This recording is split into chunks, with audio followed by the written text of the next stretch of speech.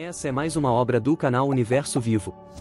Digite @Universo Vivo no YouTube, e se inscreva no canal para não perder nenhum conteúdo novo. Autossugestão. Autossugestão significa simplesmente a sugestão que alguém pratica de forma deliberada sobre si mesmo. James Allen, em sua excelente revista, As a Mindset Enquete, Como um Homem Pensa, em tradução livre, deu ao mundo uma bela lição de autossugestão ao mostrar que um homem pode literalmente transformar-se por meio desse processo. Esta lição, como a revista de James Allen, pretende ser principalmente um meio de estimular homens e mulheres à descoberta e percepção da verdade de que eles são os fabricantes de si mesmos, em virtude dos pensamentos que escolhem e estimulam, que a mente é a tecelã, tanto da vestimenta interna do caráter quanto da vestimenta externa das circunstâncias, e que, da mesma forma que até agora se entrelaçaram com a ignorância, a dor e a tristeza, daqui em diante podem se entrelaçar com esclarecimento e felicidade. Esta lição não é um sermão, nem um tratado sobre moralidade ou ética. É um tratado científico por meio do qual o estudioso pode compreender a razão por que o primeiro degrau da escada para o triunfo foi colocado lá, e como fazer do princípio daquele degrau uma parte de seu equipamento de trabalho, com o qual superar os problemas econômicos mais importantes da vida. Esta lição tem por base os seguintes fatos. 1. Todo o movimento do corpo humano é controlado e dirige pensamento, isto é, por ordens enviadas do cérebro, onde a mente é centro de comando. 2. A mente é dividida em duas seções, uma chamada de seção consciente dirige nossas atividades corporais enquanto estamos acordados, e chamada de seção subconsciente, que controla nossa atividade quando estamos dormindo. 3. A presença de qualquer pensamento ou ideia na mente consciente provavelmente também é válido para pensamentos e ideias subconsciente da mente, tende a produzir um sentimento a solicitar a pessoa à atividade física apropriada, transformando o PEN em questão em realidade física. Por exemplo, pode-se desenvolver com autoconfiança usando a seguinte afirmação positiva, ou outra semeio mantendo sempre em mente o pensamento desta afirmação: eu acre em mim. Sou corajoso. Posso realizar tudo o que empreender. Autossugestão. Vamos agora ao modus operandi pelo qual é possível apropriar-se do primeiro degrau da escada para o triunfo e usá-lo. Para começar, procure diligentemente até encontrar o trabalho específico ao qual deseja dedicar sua vida, tomando cuidado para escolher aquele que vai beneficiar todos que são afetados por suas atividades. Depois de decidir como será o trabalho de sua vida, escreva uma declaração clara sobre ele e guarde-a na memória. Várias vezes por dia, e especialmente à noite, logo antes de ir dormir, repita as palavras dessa descrição escrita do trabalho de sua vida e afirme para si mesmo que está atraindo as forças, as pessoas e as coisas materiais necessárias para alcançar o objetivo do trabalho de sua vida, ou seu objetivo definido na vida. Tenha em mente que o cérebro é literalmente um imã, e que atrai outras pessoas que se harmonizam, em pensamentos ideais, com aqueles pensamentos que dominam sua mente e aqueles ideais que estão mais profundamente arraigados em você. Existe uma lei, que podemos chamar de lei da atração, por cuja ação a água busca seu nível, e tudo no universo de natureza semelhante busca sua espécie. Não fosse por essa lei, que é tão imutável quanto a lei da gravitação que mantém os planetas em seus devidos lugares, as células das quais cresce um carvalho poderiam fugir e se misturar com as células das quais cresce o álamo, produzindo uma árvore que seria parte álamo, parte carvalho. Mas nunca se ouviu falar desse fenômeno. Seguindo essa lei da atração um pouco mais, podemos ver como ela funciona entre homens e mulheres. Sabemos que homens de negócios prósperos e bem-sucedidos buscam a companhia da própria espécie, enquanto os desfavorecidos buscam sua espécie, e isso acontece tão naturalmente quanto a água corre em costa abaixo. Os semelhantes se atraem, fato indiscutível. Então, se é verdade que os homens estão constantemente buscando a companhia daqueles cujos ideais e pensamentos se harmonizam com os seus, não dá para ver a importância de controlar e direcionar os pensamentos e os ideais a ponto de, com o tempo, desenvolver em seu cérebro exatamente o tipo de ímã que você deseja usar para atrair os outros até você. Se é verdade que a própria presença de qualquer pensamento em sua mente consciente tem a tendência de lhe estimular para uma atividade corporal e muscular que corresponderá à natureza do pensamento, não é visível a vantagem de selecionar, com cuidado, os pensamentos aos quais você permite que sua mente se dedique. Leia estas linhas com atenção, reflita e digira o significado que elas transmitem, porque agora estamos lançando a base para uma verdade científica que constitui o próprio alicerce sobre o qual é baseada toda a realização humana valiosa. Estamos começando agora a construir a estrada pela qual você vai sair do deserto da dúvida, do desânimo, da incerteza e do fracasso, e queremos que você conheça cada centímetro dessa estrada. Ninguém sabe o que é o pensamento, mas todo filósofo e todo homem de capacidade científica que estudou o assunto concorda com a afirmação de que o pensamento é uma forma poderosa de energia que dirige as atividades do corpo humano, que toda ideia mantida na mente por meio de pensamento prolongado e concentrado assume forma permanente e continua a afetar as atividades corporais de acordo com sua natureza, consciente ou inconscientemente. A autossugestão, que não é mais nem menos que uma ideia mantida na mente por meio do pensamento, é o único princípio conhecido pelo qual alguém pode literalmente se reformular, de acordo com qualquer padrão que possa escolher. Como desenvolver o caráter por meio da autossugestão? Isso nos leva a um lugar apropriado para explicar o método pelo qual seu autor literalmente se reformulou durante um período aproximado de 5 anos. Antes de entrarmos nesses detalhes, vamos lembrar da tendência comum dos seres humanos de duvidar daquilo que não entendem e de tudo o que não podem provar de maneira que julguem satisfatória, seja por experiências próprias semelhantes, seja por observação. Vamos também lembrar que este não é um tempo de ver para crer. Seu autor, embora relativamente jovem, viu o nascimento de algumas das maiores invenções do mundo, a descoberta, por assim dizer, de alguns dos chamados segredos ocultos da natureza. E pode-se dizer que ele se mantém preciso quando diz que, durante os últimos 60 anos, a ciência abriu as cortinas que nos separavam da luz da verdade e colocou em uso mais ferramentas de cultura, desenvolvimento e progresso do que antes se descobriu em toda a história da raça humana.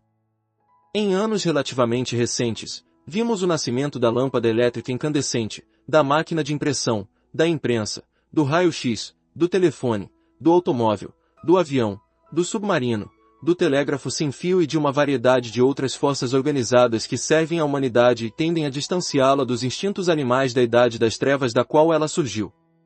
Enquanto essas linhas são escritas, somos informados de que Thomas A. Edison está trabalhando em um dispositivo que, ele acredita, permitirá aos espíritos dos homens que partiram se comunicarem conosco aqui na Terra, se tal coisa for possível.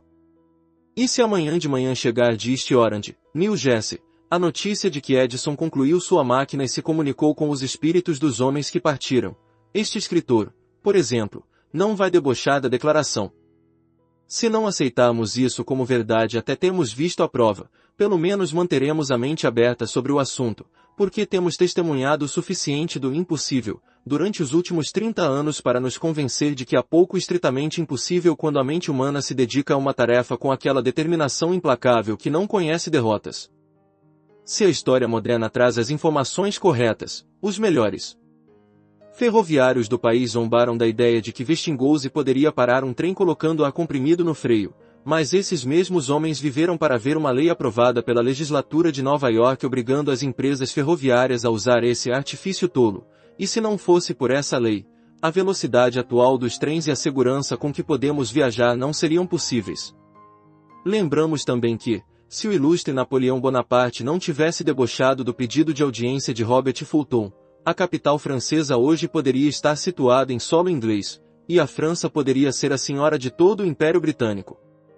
Fulton mandou dizer a Napoleão que ele havia inventado uma máquina a vapor que poderia impulsionar um navio contra o vento, mas Napoleão, nunca tendo visto tal artifício, respondeu que não tinha tempo para brincar com engenhocas e, além disso, os navios não podiam navegar contra o vento, porque os navios nunca navegaram dessa forma. O autor lembra bem de um projeto de lei que foi apresentado ao Congresso solicitando uma verba para fazer experiências com um avião que Samuel Pierpont Lambley havia projetado, mas a verba foi prontamente negada, e o professor Lambley foi ridicularizado por ser um sonhador pouco prático e maluco. Ninguém jamais tinha visto um homem fazer uma máquina voar no ar, e ninguém acreditava que isso fosse possível.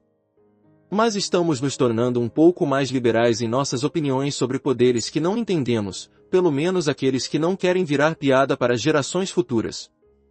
Sentimos que devíamos lembrar o leitor dessas impossibilidades, do passado que se tornaram realidades, antes de levá-lo para trás das cortinas de nossa vida e exibir, para seu benefício, certos princípios que temos motivos para crer que serão difíceis de aceitar para os não iniciados, até que tenham sido testados e comprovados. Vamos agora revelar a experiência mais surpreendente, e podemos dizer, a mais milagrosa de todo o nosso passado, uma experiência relatada exclusivamente para benefício daqueles que procuram de forma sincera maneiras e meios para desenvolver em si mesmos aquelas qualidades que constituem o caráter positivo. Quando começamos a entender o princípio da autossugestão há vários anos, adotamos um plano para fazer uso prático dele e desenvolver certas características que admirávamos em certos homens, que são conhecidos personagens da história. Por exemplo, à noite, pouco antes de dormir, adotamos como prática fechar os olhos e ver, em nossa imaginação, por favor, estabeleça isso com clareza em sua mente. O que vimos era deliberadamente colocado em nossa mente como instruções, ou como um comando direto para a mente subconsciente, e como uma planta a partir da qual ela poderia construir, por meio de nossa imaginação, e não foi de forma alguma atribuído a nada oculto ou no campo dos fenômenos desconhecidos, uma grande mesa de conselho à nossa frente. Depois víamos, em nossa imaginação, certos homens sentados ao redor daquela mesa, homens de cujo caráter e vida queríamos absorver certas qualidades a serem deliberadamente incorporadas em nosso próprio caráter, por meio do princípio da autossugestão. Por exemplo, alguns homens que selecionamos para ocupar um lugar imaginário na mesa de conselho imaginária eram Lincoln, Emerson, Sócrates, Aristóteles, Napoleão, Jefferson, Elbert Hubbard, o homem da Galileia e Henry Ward Beecher, o conhecido orador inglês. O propósito era impressionar o subconsciente, por meio da autossugestão, com o pensamento de que estávamos desenvolvendo certas qualidades que mais admirávamos em cada um desses e em outros grandes homens. Noite após noite, por 1 hora ou mais, tínhamos essa reunião imaginária na mesa de conselho. Na verdade, mantemos a prática até hoje, acrescentando um novo personagem à mesa sempre que encontramos alguém de quem desejamos absorver certas qualidades por meio da imitação. De Lincoln, queríamos as qualidades pelas quais ele era mais conhecido. Seriedade de propósito, um adequado senso de justiça com todos amigos e inimigos, um ideal que tinha por objetivo a elevação das massas, das pessoas comuns, a coragem de romper com precedentes e estabelecer novos parâmetros quando as circunstâncias o exigiam. A proposta era desenvolver todas essas qualidades que tanto admirávamos em Lincoln enquanto olhávamos para aquela mesa imaginária, ordenando ao subconsciente para de fato usar a imagem que via na mesa de conselho como um plano a partir do qual construir. De Napoleão queríamos absorver a qualidade da persistência obstinada, queríamos sua habilidade estratégica de transformar circunstâncias adversas em bons resultados, queríamos a autoconfiança e a maravilhosa capacidade de inspirar e liderar homens, queríamos a capacidade de organizar suas próprias faculdades e seus colegas de trabalho, pois sabíamos que o verdadeiro poder só vinha por meio de esforços organizados com inteligência e adequadamente direcionados. De Emerson, queríamos aquela visão aguçada de futuro pela qual ele era notado. Queríamos a capacidade de interpretar a caligrafia da natureza como se manifesta em riachos ao indo, pássaros cantando, crianças rindo, o céu azul, o céu estrelado, a grama verde e as belas aores. Queríamos a capacidade de interpretar as emoções humanas, a capacidade de raciocinar da causa para o efeito, e, inversamente, do efeito para a causa.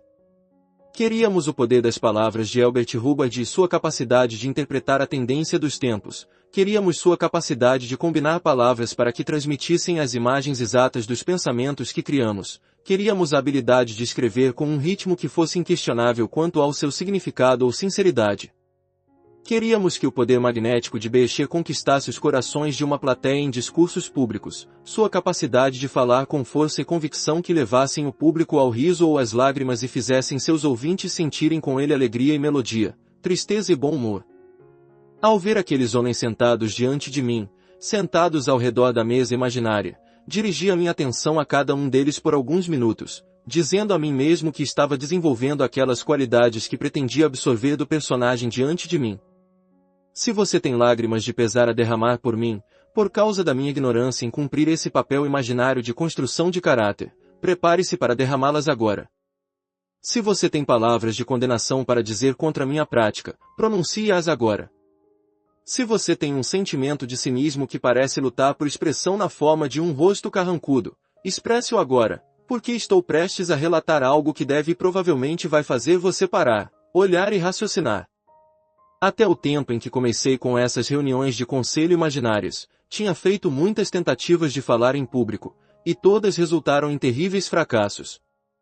O primeiro discurso que tentei fazer, depois de uma semana dessa prática, impressionou tanto a plateia, que fui convidado a voltar para dar outra palestra sobre o mesmo assunto, e daquele dia até o momento da redação destas linhas, tenho melhorado constantemente.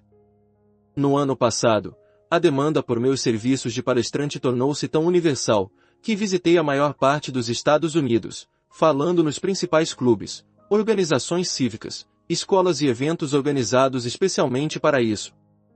Na cidade de Pittsburgh, durante o mês de maio de 1920, fiz a palestra Magic Ladder to Success, Escada Mágica para o Sucesso, no Advertising Club. Estavam na plateia alguns dos principais empresários dos Estados Unidos, funcionários da Carnegie Steel Company, da HJ High-Speed Company, da Joseph Orne Department Store e de outras grandes indústrias da cidade. Esses homens eram analíticos. Muitos deles eram formados em faculdades e universidades. Eram homens que sabiam quando ouviam algo que fazia sentido. No fim da palestra, eles me deram o que vários membros da plateia mais tarde disseram ter sido a maior ovação jamais dada a um palestrante naquele clube. Pouco depois de voltar de Pittsburgh, recebi uma medalha dos Associated Advertising Clubs of the World, clubes associados de publicidade do mundo, em memória daquele evento, com a seguinte inscrição, em reconhecimento a Napoleão Hill, 20 de maio de 1920.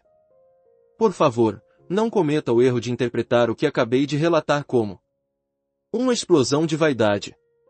Estou trazendo fatos, nomes, datas e lugares, e faço isso apenas com o propósito de mostrar que havia realmente começado a desenvolver em mim a qualidade que tanto admirava em Henriot Beecher. Essa qualidade foi desenvolvida em torno da mesa imaginária, de olhos fechados, enquanto olhava para uma figura imaginária do Sr. Beecher integrando meu grupo imaginário de conselheiros. O princípio pelo qual desenvolvi essa habilidade foi a autossugestão. Preenchi minha mente de tal forma com o pensamento de que igualaria, e até superaria Beecher antes de parar, que nenhum outro resultado poderia ter sido possível.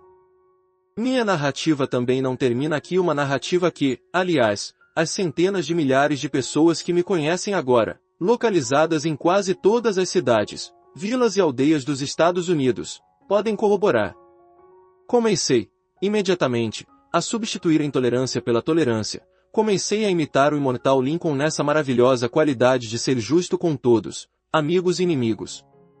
Uma nova força começava a se manifestar, não só em minhas palavras faladas, mas também em minha caneta, e vi, tão claramente quanto podia ver o sol em um dia claro, o desenvolvimento constante dessa capacidade de me expressar com força e convicção por meio da palavra escrita, algo que tanto admirava em Albert Hubbard.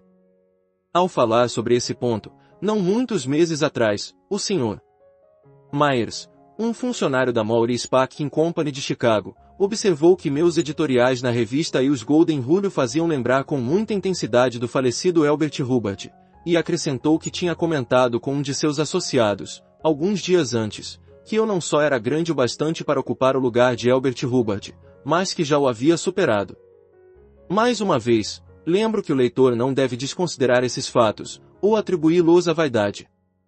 Se escrevo tão bem quanto Hubbard é porque aspirei a isso, primeiro usando deliberadamente a autossugestão para carregar minha mente com o objetivo e o propósito de não apenas me igualar a ele, mas superá-lo, se possível.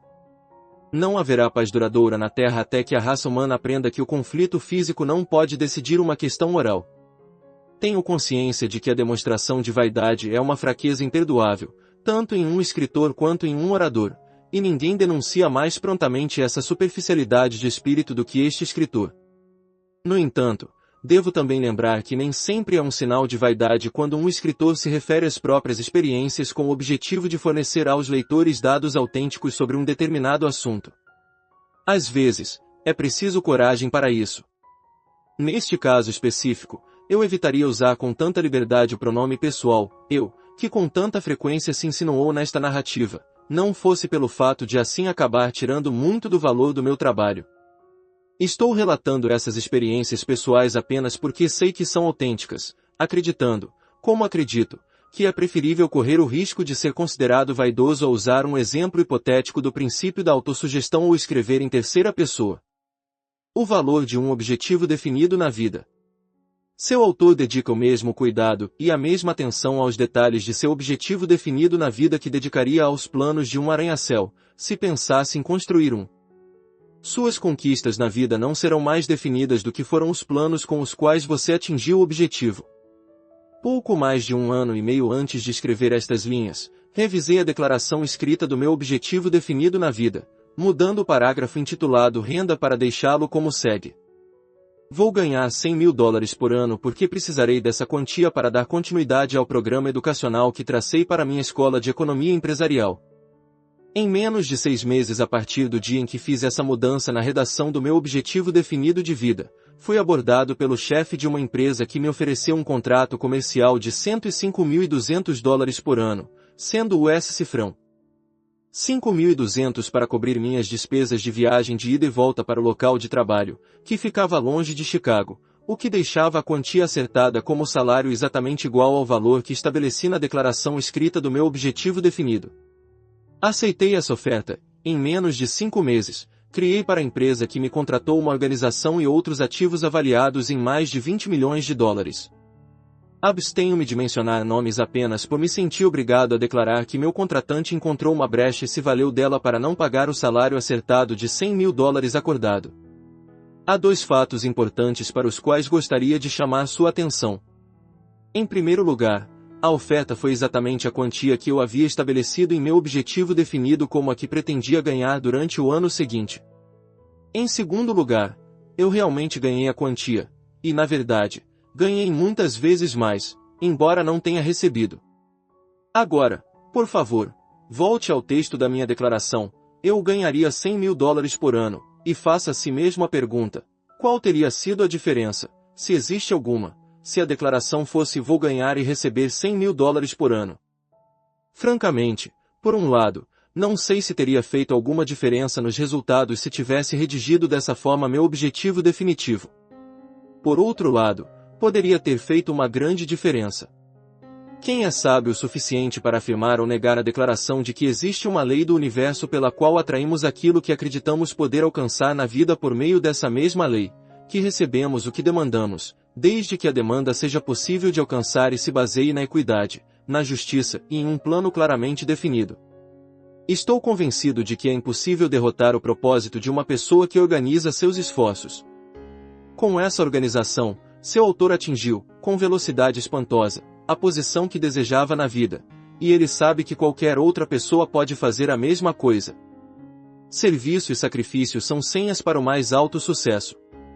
Em minhas palestras durante os últimos 12 meses, suponho ter afirmado pelo menos 1000 vezes minha opinião de que a pessoa que se dá ao trabalho de construir um plano definido que seja sólido e equitativo, que beneficie a todos aqueles que afeta, e então desenvolve a autoconfiança para colocá-lo em prática até sua conclusão não pode ser derrotada. Nunca me acusaram de ser excessivamente crédulo ou supersticioso. Nunca me impressionei muito com supostos milagres, mas sou forçado a admitir que vi o funcionamento, em minha própria evolução durante os últimos 20 e tantos anos, de certos princípios que produziram resultados aparentemente milagrosos. Tenho observado o desenvolvimento e o desabrochar de minha mente, embora normalmente não me impressione muito com qualquer milagre, cuja causa não posso rastrear. Devo admitir que muito do que aconteceu no desenvolvimento de minha própria mente não posso rastrear até a causa original. Mas isto eu sei, minha ação corporal externa invariavelmente se harmoniza e corresponde à natureza dos pensamentos que dominam minha mente, os pensamentos que permito que entrem em minha mente, ou aqueles que de forma deliberada coloco nela com a intenção de dar a eles o domínio sobre minhas atividades corporais. Minha experiência provou de maneira conclusiva que o caráter não precisa ser uma questão de sorte. Caráter pode ser construído sob demanda da mesma forma que uma casa pode ser construída para corresponder a um conjunto de projetos previamente traçados.